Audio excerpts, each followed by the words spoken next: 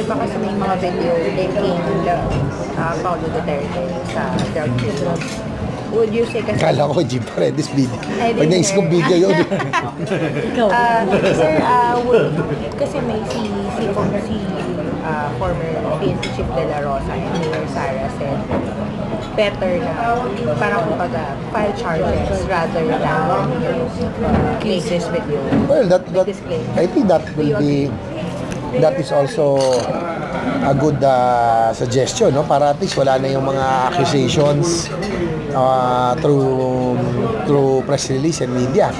At least kung may basis talaga, then the accused will be able to defend himself. So siguro talagang file charges na lang, if any. Kasi parang nangyayari, kasi alam niyo, pag media lang at walang backup ng filing of cases, we know it's for political purposes. So kung talaga may basis, why not? They have to file charges.